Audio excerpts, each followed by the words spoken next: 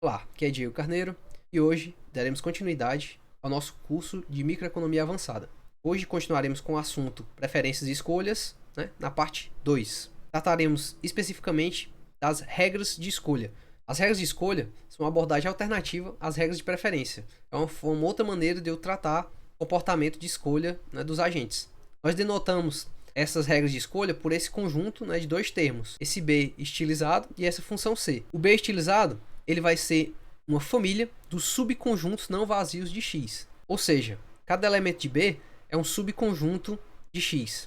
Já a função C é uma regra de escolha. A rigor podemos chamá-la de correspondência. Ela vai atribuir um conjunto não vazio de elementos escolhidos, que nós vamos chamar aqui de C de B, contido em B, para cada B pertencente ao B estilizado. Ou seja, a regra de escolha vai selecionar entre os elementos de cada subconjunto B pertencente ao B estilizado aqueles elementos que serão escolhidos. Assim, podemos dizer que o C de B contém as alternativas aceitáveis dentro do subconjunto B, ou seja, aquelas que poderiam ser escolhidas pelo tomador de decisão entre as disponíveis em B. Agora vamos visualizar de maneira esquemática essa relação. Aqui o conjunto maior seria o X, que seria o conjunto das escolhas possíveis. Dentro desse conjunto de escolhas possíveis, eu tenho um subconjunto. Esse subconjunto ele é um elemento daquele nosso conjunto de subconjuntos B estilizado. E a gente pode chamar esse conjunto de escolha. Ou seja, são as alternativas disponíveis para o tomador de decisão. E por fim, o C de B representa aquelas alternativas que são aceitáveis, ou seja, elas foram selecionadas pelo tomador de decisão entre aquelas alternativas que lhe foram dispostas. Vamos para um exemplo. Põe uma decisão a ser tomada em um universo de três bens possíveis, x, y e z, contidos no nosso conjunto X. Eu posso então definir o nosso elemento B estilizado como sendo um conjunto de subconjuntos de X. Por exemplo, o subconjunto XY é um subconjunto de X e o subconjunto XYZ, que é o próprio X. Então, sobre esses conjuntos, eu consigo definir diferentes estruturas, como as duas a seguir.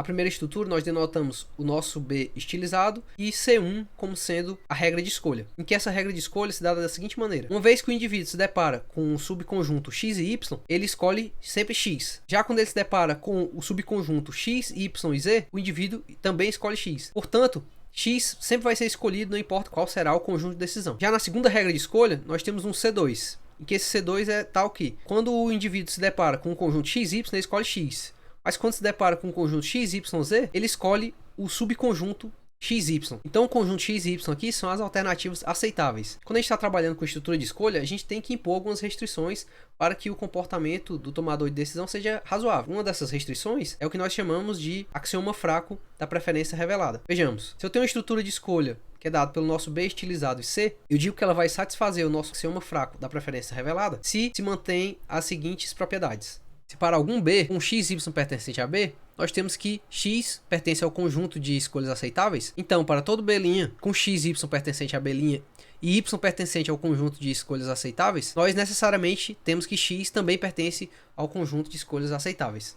Em outras palavras, se eu tinha um conjunto em que eu tinha disponível x e y e o consumidor escolhe x, em qualquer outro conjunto que esteja disponível x e y, se ele escolhe y, ele necessariamente também vai ter que escolher x. Ou seja, o teorema diz que x é escolhido quando y está disponível, então não pode haver um conjunto contendo ambas as alternativas em que y seja escolhido, mas x não.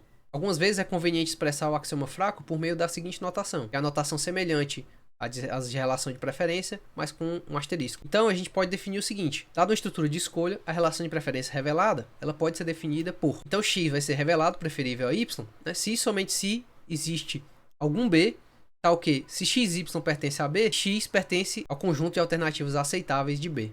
Lembrando que nessa notação, nós lemos x é revelado preferível a y. Note que a preferência revelada, ela só vai ser completa se existir algum B tal que xy pertence a B. Nesse caso, ou x vai pertencer ao conjunto de escolhas aceitáveis de B, ou y vai pertencer ao conjunto de escolhas aceitáveis de B, ou ambos. Vamos a um exemplo então. Recapitulando o exemplo 2.1. Aquelas estruturas de escolha que nós olhamos, elas satisfazem o axioma fraco? A primeira delas era essa, o C1, Lembrando que o C1 sempre escolhe x, independente se ele se depara com xy ou com xyz. Então vamos analisar. A gente tem aqui que nesse caso o x vai ser revelado preferível a y e o x vai ser revelado preferível a z. Porque mesmo eu tendo y disponível, eu escolhi x, e mesmo tendo y e z disponível, eu escolhi x. Contudo, a gente não tem como saber como é a relação entre y e z, porque o tomador de decisão nunca foi deparado com a decisão em que ele tinha que escolher somente entre y e z. Mas essa relação de x com y e z, ela satisfaz o axioma fraco, dado que y e z nunca são escolhidos. Ou seja, x sempre é escolhido, mesmo quando estão disponíveis o y e o z, né? Mostrando que de fato existe aí uma preferência revelada com relação a x frente a essas outras opções. A segunda estrutura de escolha que nós havíamos trabalhado, C2 ela prefere x quando ela se depara com x e y, e prefere x e y quando ela se depara com x, y, z. Note o seguinte, dessa primeira escolha, em x, y e z, eu escolho x e y, a gente sabe o seguinte, que x é revelado preferível a z, pois z estava disponível e, no entanto, ele não foi escolhido. Y também é revelado preferível a z, porque o z estava disponível e ele não foi escolhido. E também a gente sabe que x é revelado preferível a y e y é revelado preferível a x. Né? Ou seja, é como se eles fossem indiferentes entre x e y. Mas, quando a gente depara o tomador de decisão apenas com x e y, ele escolhe x. Isso significa que o x tem que ser revelado preferível a y, mas o y não é revelado preferível a x. E nós que a gente tem então uma contradição entre essa alternativa e a alternativa anterior. Portanto, a gente diz que a estrutura de escolha que contém C2 viola o nosso axioma fraco. E assim a gente encerra o tópico de hoje. Até o próximo vídeo.